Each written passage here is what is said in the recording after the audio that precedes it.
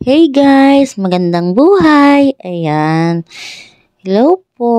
Nandito tayong muli para sa isa na namang misyon na ating gagawin. Ayan. Bali po bago natin gawin ang ating mission ay dumaan muna tayo dito sa napakaganda at sobrang relaxing na lugar. Ayan. Bali kung katulad ko kayo na mahilig sa mga puno, mahilig sa fresh air. Ayan. Kung gustong gusto nyong lumanghap ng fresh air, bali, so pumunta lang po kayo sa mga ganitong lugar. Ayan. Bali, napakaganda buo ng lugar na ito. Napakaganda ng kapaligiran, ang tataas ng mga puno, at sobrang nakaka-relax po talaga dito sa sa ilalim na ito. Tapos dito po, sa ilalim ng mga puno na ito, meron po ditong mga sadyang upuan para po sa mga napunta dito at makapagtambay-tambay. Ayan.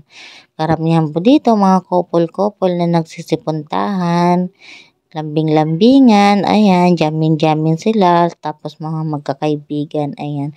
Bali po ako, sobrang gustong-gusto ko din po tong lugar na to dahil higit sa lahat, sabi ko nga napakasariwa po ng hangin dito, ayan. Kaya gustong-gusto ko po talaga kahit nasabihin na malapit sa mga sasakyan, pero iba pa rin po yung simoy ng mga puno, ayan. Kumbaga po may maganda pa rin pong naidudulot sa atin. Sobra pong nakaka-relax at yun yung gustong-gusto ko po talagang puntahan dito. Ayan. Bali po, bago natin gagawin ang ating mission, ay ipapasilip ko po muna sa inyo tong mga kinakasabikan ng aking anak na akala mo naman iwala nito sa Bicol ta talagang hindi nila pinapatawad na makita to. Sabi ko nga nakakain yan. Pero siguro nga po halos bibihira nila tong makita doon sa amin sa Bicol. Kaya po talagang gustong-gusto nila tong makita at mapuntahan. Talagang sabik na sabik silang tingnan. Akala mo naman talaga yung mga makakain na. Sabi ko nga hindi pa talaga gawa ng sabi ko nga yung mga bubot pa. Matagal-tagal pa sabi ko nga antayin. Nakauwi na sila sa Bicol. Sabi ko bago to magsisitigasan. Yung para magiging magulang na. Tapos ayan, nagpitas nga po ako dyan ng ilang piraso para ipakita sa kanila. Pero talagang sabi ko nga kahit balatan talaga hindi pa talaga kaya, hindi pa pwedeng kainin.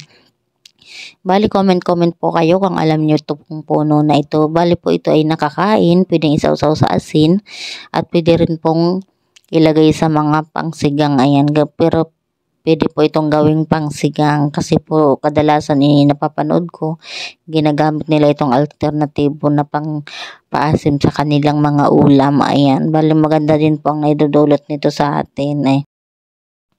Bali po mga kaibigan, sabi ko nga po sa inyo ay may gagawin tayong mission sa araw na ito.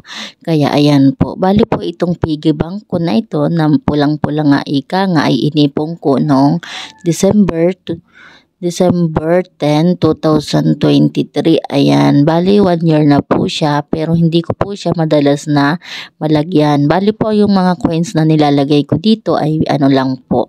Yung para po bang pag may mga sukli ako pag nabili po ako ng pangulam namin, hinuhulog ko po siya dyan. Bali 5 pesos po yan, 10 pesos, tapos 20 pesos. Tapos naglagay din po ako ng mga pailan-ilan na 100 peso bill.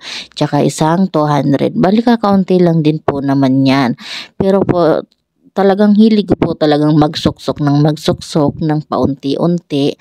Ayan, hindi man po sa inaasahan natin na lagi tayong meron, 'di ba?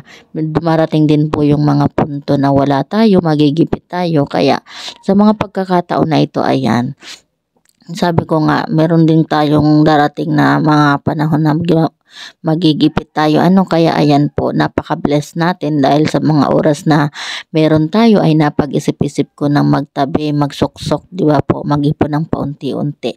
At ito nga po, dahil 2 months na po akong walang trabaho ay kahit hindi pa puno si aking piggy bank, ayan, talaga pong nadukot ko na siya dahil kailangan ng ating mga anak. Gagamitin po natin itong pambili ng kanilang pang-school supplies. Ano po, bali sa mga oras na ito ay binibilang namin kung bali po magkano nga ba yung inabot ng aking hulog. Ano po, Ayan, bale nagising ang diyan ng bulilit.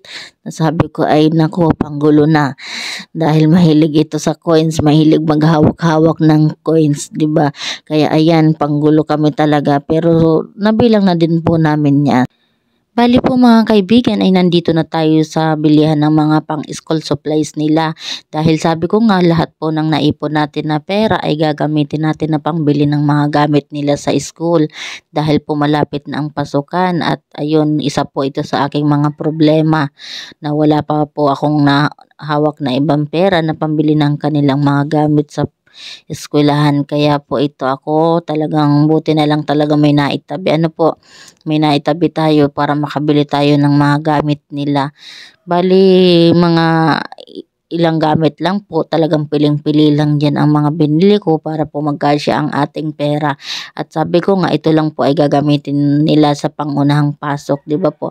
Tapos sabi ko nga kung ano man yung kulang na hindi may bibili, hindi ko kakayanin ngayon, hindi kakayanin ng pera natin, ay sabi ko kung sakali na may uuwi ulit ng Bicol ay doon tayo ulit magpapadala sa mga kulang nilang gamit. Ayan. Bali, ang mga anak ko ay sobrang babait naman at sobrang nakakaintindi sa lahat ng sitwasyon kaya wala din po akong naging problema. Sabi ko nga kung ano man yung mga bago pa nilang gamit nung nakaraang school year ay yun muna ang gagamitin nila pansamantala para lang po ay makapasok sila sa school, makasabay sila sa pasukan. Sa mga hindi po nakakaalam dyan, bago po kayo manghusga, ay ako po ay isang single mom sa 2 anak. Tapos, syempre po, mga maanak din ako.